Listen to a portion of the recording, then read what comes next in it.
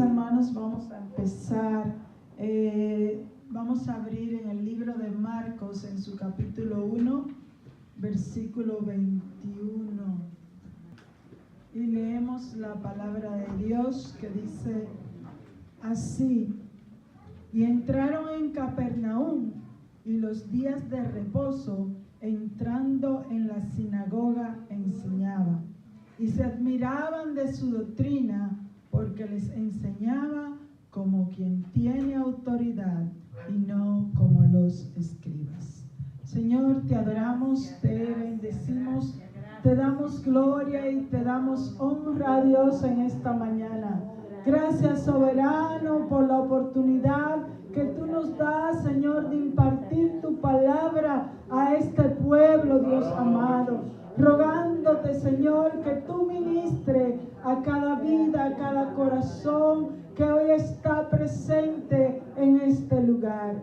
Señor, mi vida está delante de ti, rogándote, Dios mío, que me dé entendimiento y sabiduría para poder hacer uso correcto de tu palabra. En el dulce nombre de Jesús. Amén y amén. Pueden sentarse, mis hermanos. Y hoy vamos a hablar de liberación y sanidad en el ministerio de Jesús. Así que estamos viendo en estos días, ¿no? Ese ministerio que Jesús ejerció estuvo en la tierra. Y al ministerio de Jesús, mis hermanos, le seguían las señales y milagro, pero sobre todo prevalecía la enseñanza. Él enseñó en público, pero también cuando el Señor Jesús tenía la oportunidad, cuando había servicio en la sinagoga, Él se dirigía hasta allí para enseñar también a aquellos que se reunían en las sinagogas. Las sinagogas, mis hermanos, surgieron después que los judíos regresaron de la deportación de Babilonia. El templo estaba en Jerusalén y a muchos le quedaba lejos. Además, Jerusalén, el templo de Jerusalén estaba destruido, como estaba la ciudad cuando fueron invadidos por Nabucodonosor. Así que cuando ellos regresan, pues comenzaron a reunirse en pequeños lugares, hasta 10 familias, y formaban una sinagoga.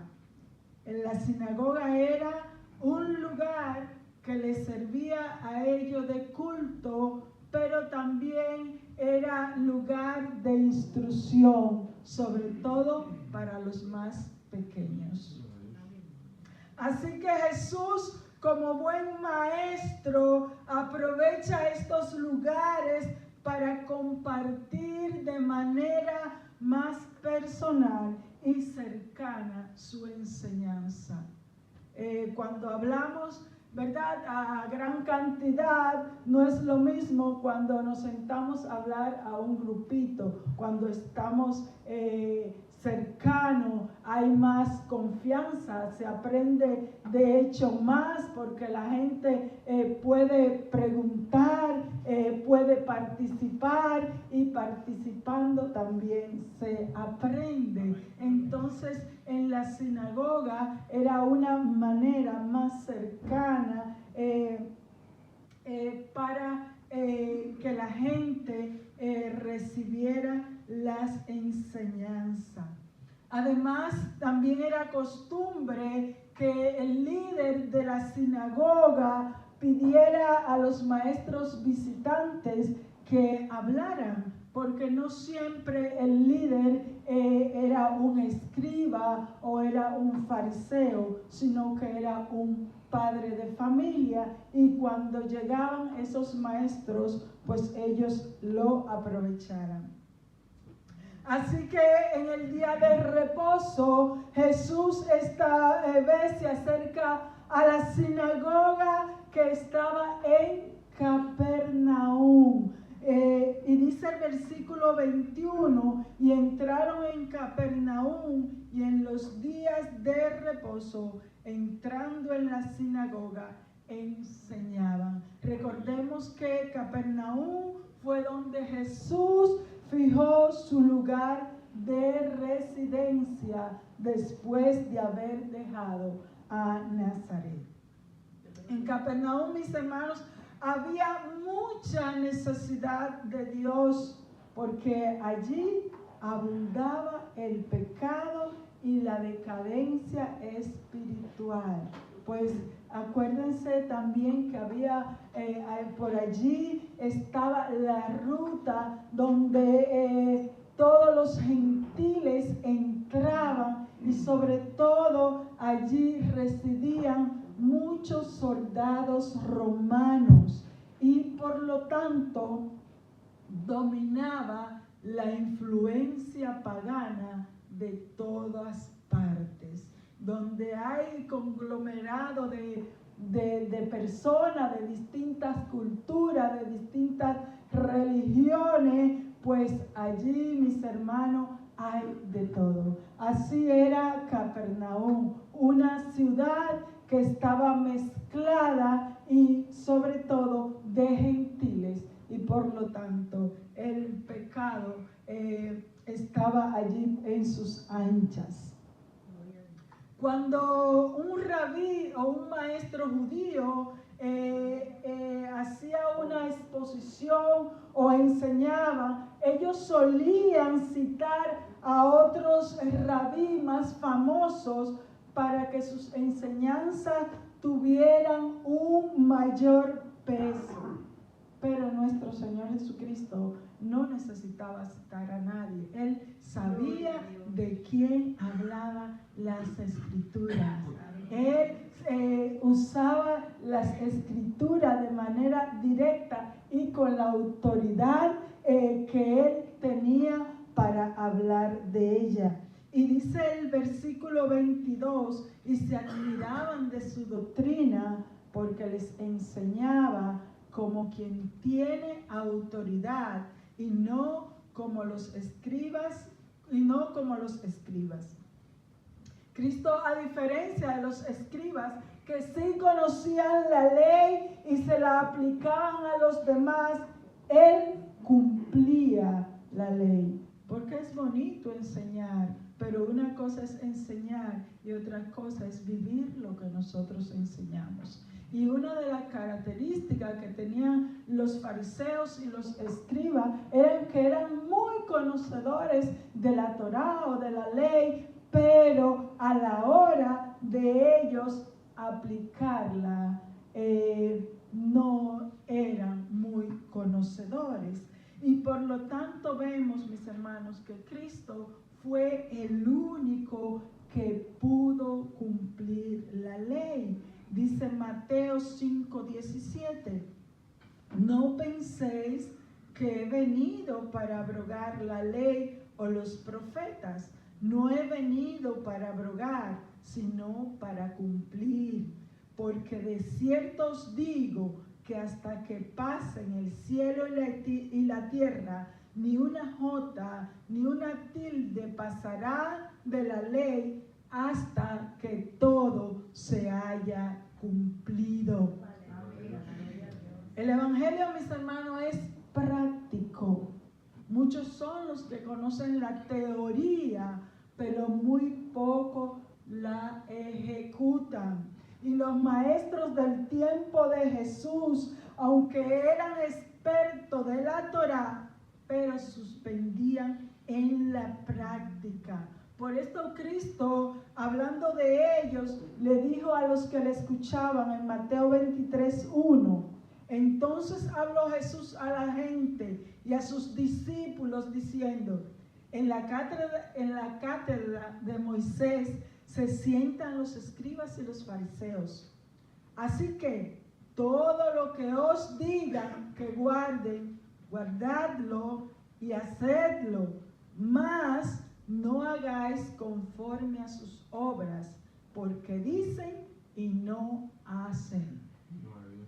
Que no digan eso de nosotros, mis hermanos. Cuando nosotros nos acercamos a alguien para hablarle del amor de Dios, que ese amor se refleje en nosotros, porque muchas veces lo que nosotros hacemos dice más que lo que nosotros decimos. Y a estos maestros de la ley, en lo que ellos hacían sonaba más alto que lo que ellos decían, que lo que ellos enseñaban, porque todo maestro tiene que vivir lo que enseña, y eso era lo que nuestro Señor Jesucristo hacía. Él vivía conforme a lo que enseñaba. Nosotros también debemos de aprender a vivir conforme a lo que enseñamos. Si nosotros enseñamos del amor de Dios,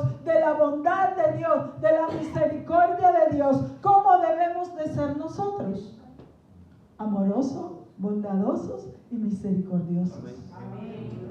Así tenemos que ser nosotros, porque por delante tiene que ir lo que nosotros somos, lo que nosotros enseñamos. Tenemos que demostrarlo con la práctica.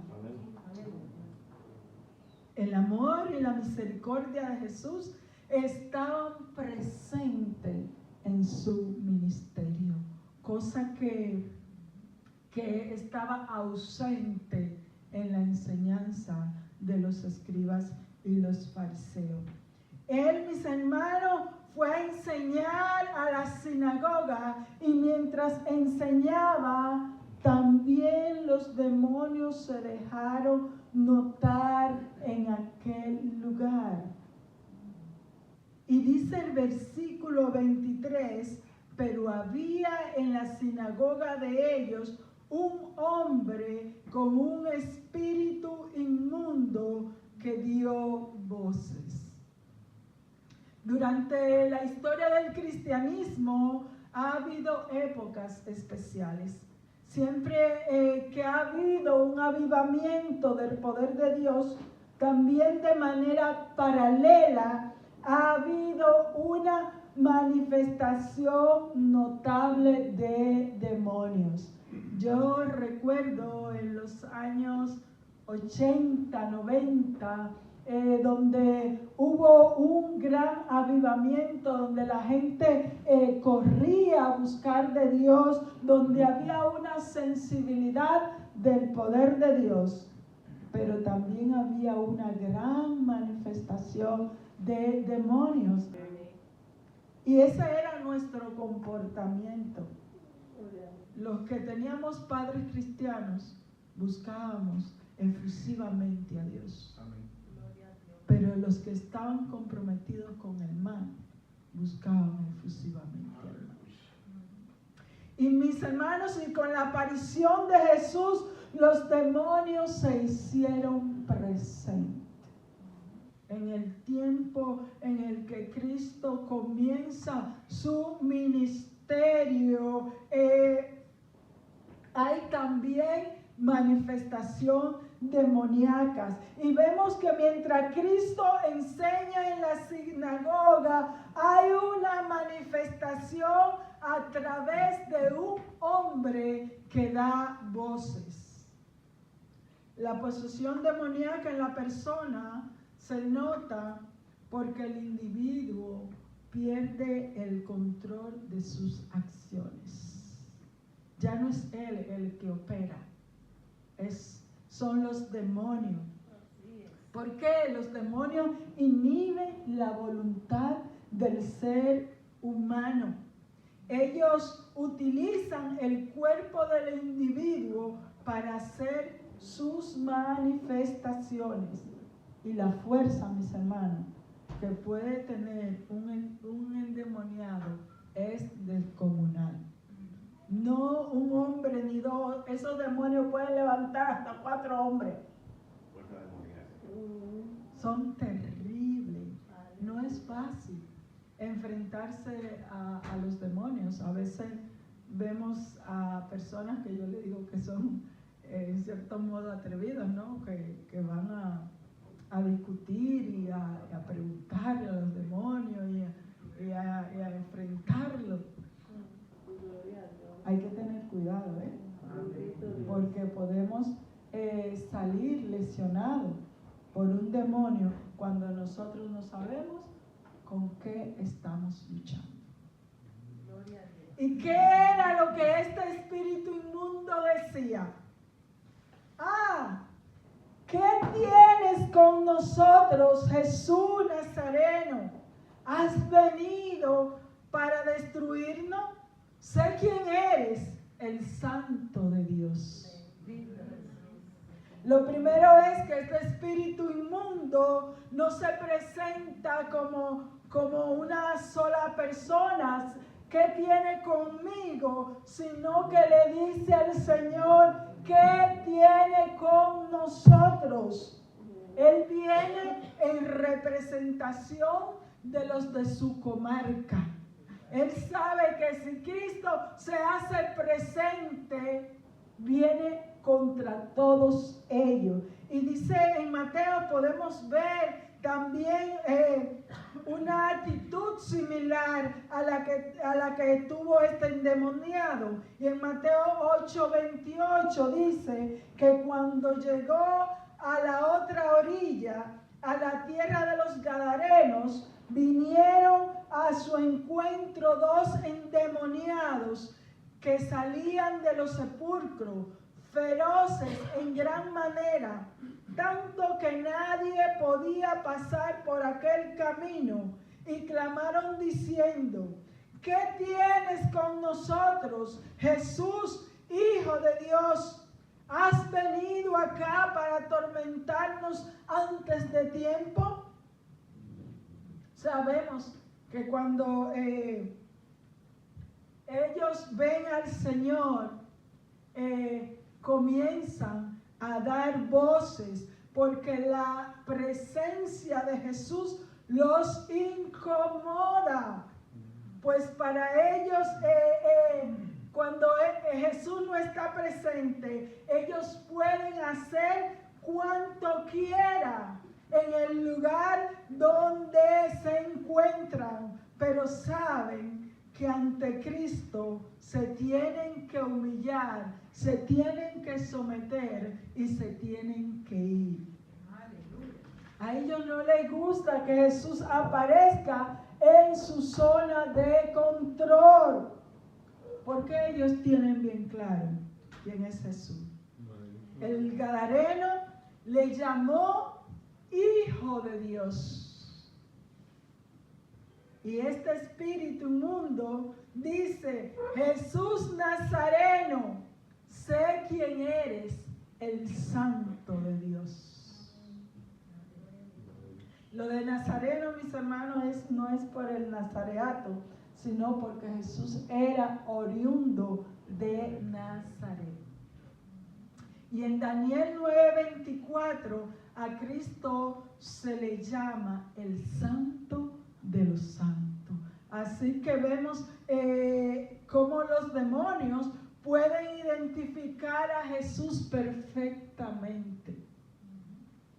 Y como entes espirituales, ellos podían reconocer a Jesús aún revestido de humanidad.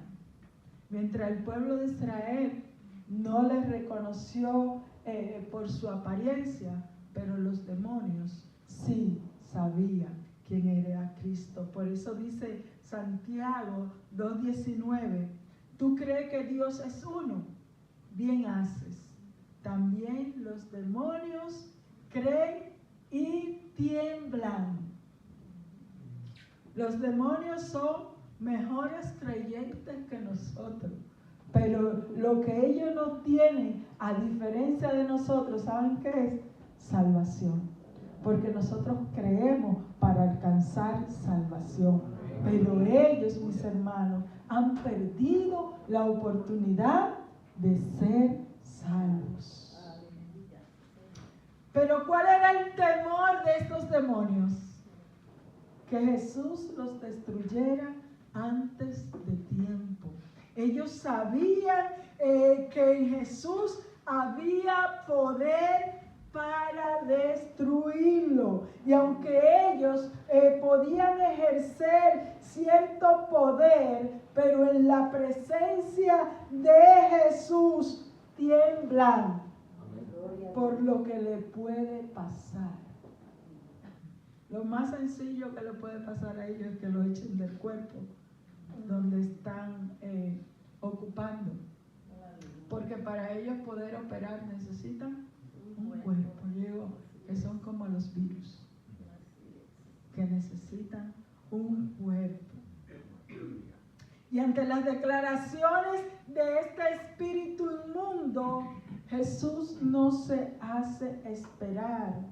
Le dio una orden. A diferencia de muchos evangélicos que se ponen a discutir con los demonios, no salgo, vete, no me voy. Jesús le da una orden. Dice el versículo 25, pero Jesús les respondió diciendo: cállate y sal de él. De quien menos Jesús quiere, mis hermanos, reconocimiento y alabanza es de los demonios. Así que le manda que se calle. A Jesús no le interesa que ellos reconozcan quién es Él. Él tiene bien claro quién es Él. Así que Jesús no anda buscando el reconocimiento de los demonios, sino que le dice: sal de ese hombre. No quiero saber que tú sabes, quiero que obedezca. El demonio pensaba que a través de su adulación el Señor lo iba a dejar tranquilo, pero Jesús ni siquiera le contesta la pregunta que él le hace cuando le dice: ¿qué tiene con nosotros Jesús Nazareno? Ni siquiera le pide que por favor salga de ese hombre, sino que le da una orden precisa. El poder y la autoridad con la que Jesús le da a los demonios, mis hermanos, es muy distinta. Le dice: sal de él, con autoridad. No es si tú quieres, tú lo puedes hacer ahora, o se meten ahí en una lucha de caballo, como hemos visto algunos predicadores, ¿no? Que terminan bien sudados, luchando con un demonio. Jesús no luchaba con ellos. Por eso vemos la autoridad que tiene Cristo sobre las potestades demoníacas.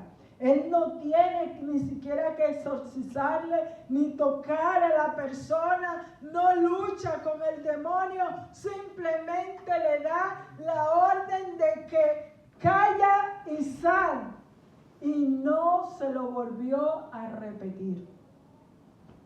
Simple y llanamente la orden. Así que al espíritu inmundo no le queda más remedio que obedecer para que no le vaya peor. Y el versículo 26 dice: y el espíritu inmundo, sacudiéndole con violencia y clamando a gran voz, salió de él. Ante la orden de nuestro Señor solo queda obedecer. Podrá zapatear, pero tiene que irse. Aquella alma la tenía que dejar libre por orden de nuestro Señor Jesucristo. Porque cuando Jesús llega, mis hermanos, toda esclavitud se rompe en la vida del hombre. Solo Cristo liberta al hombre cautivo. Solo en Cristo hay verdadera salvación. El plan de Dios es libertar al cautivo física y espiritualmente. Al ver la gente, mis hermanos, de aquel lugar, que el espíritu inmundo obedecía a Cristo, dice el versículo 27, y todos se asombraron de tal manera que discutían entre sí diciendo: ¿qué es esto? ¿Qué nueva doctrina es esta que con autoridad manda aún a los espíritus inmundos y le obedecen? Hay un impacto en el pueblo. Ellos habían escuchado a muchos maestros, pero a ninguno con la autoridad y el poder que tiene Cristo. Había, por lo tanto, asombro. ¿Qué es esto que estamos viendo? Era nuevo para ellos. Estaban viendo en vivo y en directo el poder de Dios en acción. Veían cómo los demonios se sujetaban al poder de Dios. Fue tan grande la sorpresa que esta gente comenzaron a discutir entre ellos. Pero qué nueva doctrina es esta, que aún los espíritus inmundos le obedecen. Esto nunca habían visto suceder, pero era porque en Jesús había verdadero poder.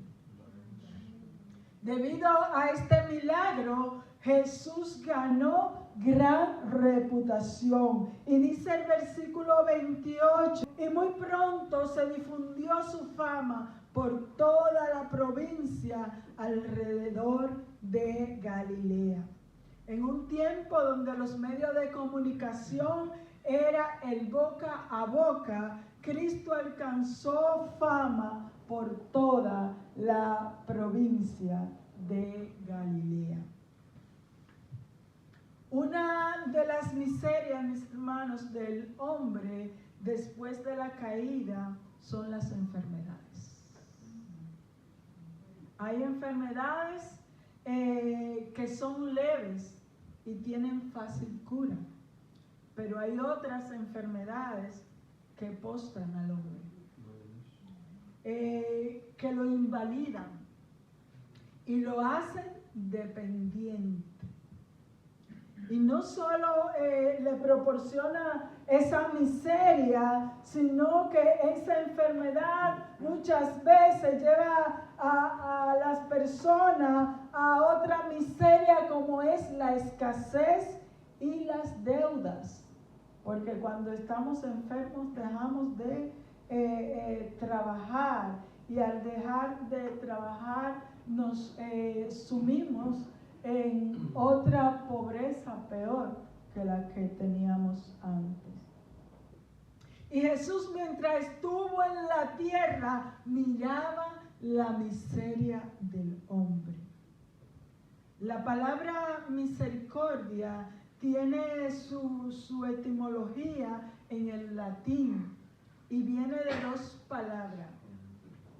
La palabra misere, que viene de miseria o necesidad, y de cordis, o del corazón, de donde viene la palabra cardiología. Eso conocemos, ¿no? Desde el corazón, poner el corazón hacia los demás. Y esta palabra misericordia significa tener un corazón solidario con aquellos que tienen necesidad. O sea que cuando usted tiene misericordia con alguien, está inclinando su corazón a la miseria del otro. Y eso hacía nuestro Señor Jesucristo. Él inclinaba su corazón a la miseria del hombre. Siempre que había una necesidad en la vida del ser humano y en los alrededores por donde Jesús pasaba, Él estaba allí obrando de una u otra manera.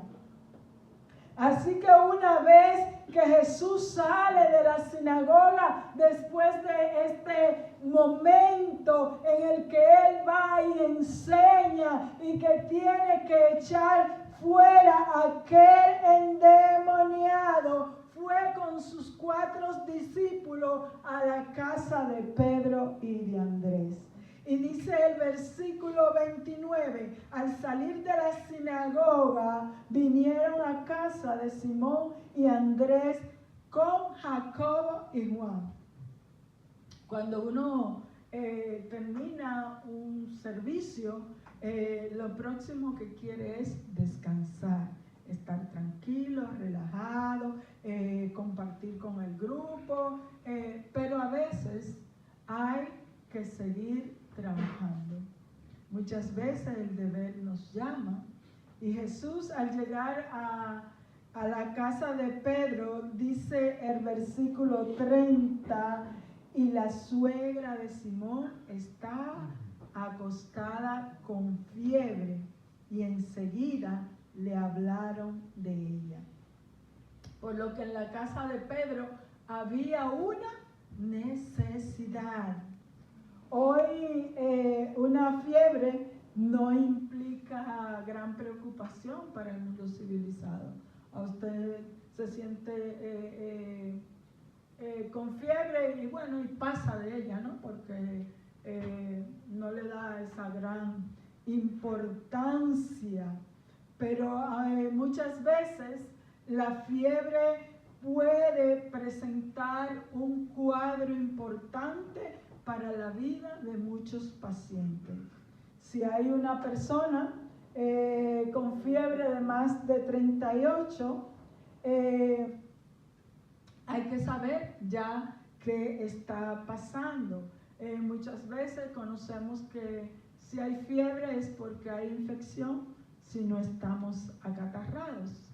Y en los tiempos antiguos, una fiebre podía matar rápidamente a una persona, porque no tenían los recursos ni los medios que hoy tenemos. Así que al Jesús llegar a la casa de Pedro, encuentra a la suegra en cama con fiebre. Y era importante la condición en la que se encontraba esta suegra o esta señora, porque tenía fiebre. Y me imagino a Pedro, ¿no? Con lo impetuoso que es Pedro. ¿Qué voy a hacer con mi suegra? Pues está enferma y encima tenía visita en la casa.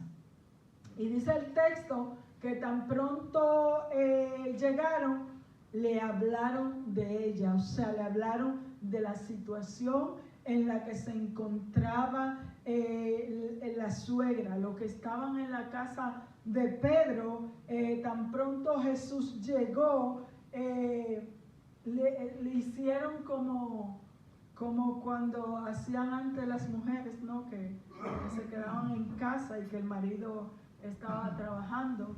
Tan pronto llegaba el marido, la mujer le soltaba el rollo, no lo dejaba llegar rápidamente a casa. A veces hay personas que son impacientes, que no pueden esperar, ¿no? Porque cuando el otro viene de la calle, por lo general uno deja que llegue, que descanse, que suelte todo, y después le cuenta lo que está pasando. Pero hay otras que están en la puerta esperando a que el marido llegue para decirle lo que tiene que decir. Así hicieron con Jesús por la urgencia del asunto. Enseguida le informaron que la suegra estaba en cama. Y la actitud de Jesús es de actuar. Puso en valor la preocupación de estos familiares. Nosotros podemos ir confiadamente a nuestro Señor Jesucristo, sabiendo que Él nos va a escuchar ante cualquier circunstancia. A veces son cosas leves para nosotros y creemos que Dios no se ocupa de cosas que no tienen esa gran importancia. Pues yo le voy a decir, mis hermanos, que sí. Que cosas que uno entiende que para Dios no es importante, pero todo lo que sucede en nuestras vidas es importante. Él nos va a atender. Por más insignificante que sea tu preocupación. Para alguien lo será, pero para Dios todo importa. Así que dice el versículo 31, entonces él se acercó y la tomó de la mano y la levantó, e inmediatamente la dejó la fiebre y ella le servía. Muchas veces nosotros hospedamos en nuestras casas a personas que no agradecen y que al contrario piensan que están en un hotel y entran y salen por nuestras casas como si ellos estuvieran pagando una prestación por el servicio prestado. Y cuando se van, hasta ni gracias nos dan. Pero Cristo, mis hermanos, es un excelente huésped. El tenerlo en nuestra casa y en nuestras vidas, todo es beneficio. Cuando usted deja que el Señor Jesús entre a su hogar, gloria a Dios, su hogar es un hogar de paz. amén. Es un hogar bendecido, porque el Señor habita en tu hogar. Pedro hospedó a Jesús en su casa y no se arrepintió de ellos. Vemos que el interés que Jesús pone en la enfermedad de su suegra. Tan pronto le hablaron de su enfermedad, sin importar lo grave del asunto, se dirige a donde ella se encuentra tumbada y le toma de la mano. Aquí podemos ver también, mis hermanos, la versatilidad que tiene Jesús en su forma de obrar. A veces nosotros cuando nos va bien con algo, le decimos a la gente, hazlo así y hazlo así, porque a mí me resultó. Pero la manera en la que Dios obró en tu vida no será la manera que obre en la mía. El Señor tiene una manera distinta para obrar con cada ser humano. Si yo pregunto a cada uno de ustedes, ¿cómo viniste al Evangelio? Unos me dirán, pues bueno, mis padres me instruyeron. Otros me dirán, pues alguien me habló, yo pasaba por una iglesia, yo fui a hacer una travesura a una iglesia y terminé entregándome al Señor. Acudí a una invitación porque ya un hermano me tenía cansado. Hay maneras distintas, ¿no?, en la que Dios opera en nuestras vidas. En todo lo que Dios hace en nuestras vidas hay una manera distinta. Gloria a Dios. El Señor no tiene un único método de operar. Él opera como considera que lo debe hacer en un momento determinado. Y aquí él no pronuncia palabra alguna, simplemente la toma de la mano y la levanta. Y no le dijo, sed sana.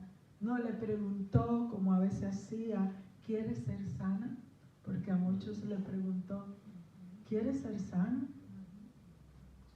Pero todo eso que el Señor hacía tenía una enseñanza y un propósito.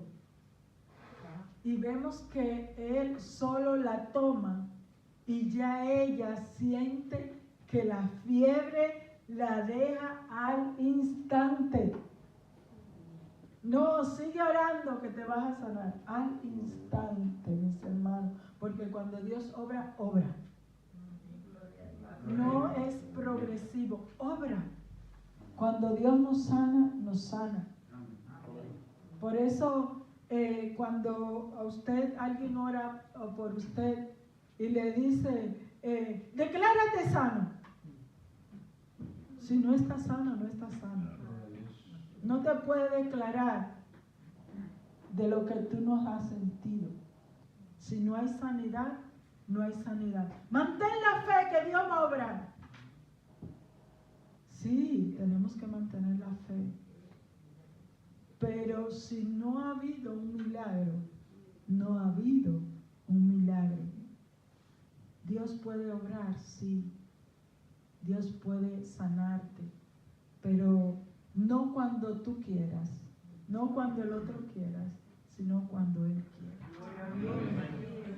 Y así debemos de estar nosotros confiadas. Y vemos que esta mujer, al instante que el Señor la toca, ella siente que la fiebre la deja, de tal manera que se levanta a servir. Gloria a Dios. Pues había trabajo que hacer. Y qué gran enseñanza, mis hermanos, nos deja la suegra de Pedro. ¿Para qué nosotros muchas veces queremos ser sanos? ¿Cuál es el fin y el objetivo? Muchos quieren ser sanos para poder disfrutar de la vida a plenitud. Pero nunca nosotros le pedimos al Señor que nos sane porque queremos servirle a los demás o porque queremos ser sanos para irnos de misionera al África, por ahí, a esos lugares donde el Evangelio tiene dificultad para llegar. Y vemos que la suegra de Pedro muestra gratitud sirviendo. Nosotros, tal vez el Señor no nos ha hecho un milagro de sanidad, pero nos ha hecho el mayor milagro, y es que hemos sido alcanzados con la salvación. Amén. Y nosotros que hemos recibido este gran milagro, tenemos que tener una actitud de agradecimiento al Señor. Amén. ¿Y cómo agradecemos al Señor? Sirviendo. ¿Y cómo servimos? Proclamándole a los demás las buenas nuevas de salvación. Somos llamados a dar por gracia lo que por gracia hemos recibido. La suegra de Pedro, su manera de agradecer en ese momento fue levantarse a servir, a preparar la comida para que esos hombres comieran. ¿Y nosotros en qué debemos de emplearnos? Dios ha hecho grandes cosas en ti. Todo tenemos que traerlo a memoria. Cada vez que nos cueste, tenemos que recordarnos, como el salmista decía en el Salmo 42, alma mía, alaba al Señor y no olvides, Salmo 103, y no olvides ninguno de sus beneficios. No olvide ninguno de los beneficios que Dios te ha dado, porque desde el día que naciste hasta hoy, Él no te ha dejado ni te ha desamparado. Oh. Por lo tanto, tenemos mucho de qué agradecer al Señor. Así que, mis hermanos, en esta mañana damos gracias a Dios por su amor y su misericordia. Porque Él se ha inclinado a nuestras miserias. Ha venido a ayudarnos en nuestras necesidades. Nuestra mayor necesidad es que nuestra alma sea salva. Y Él ha provisto los recursos, los medios de salvación para el hombre.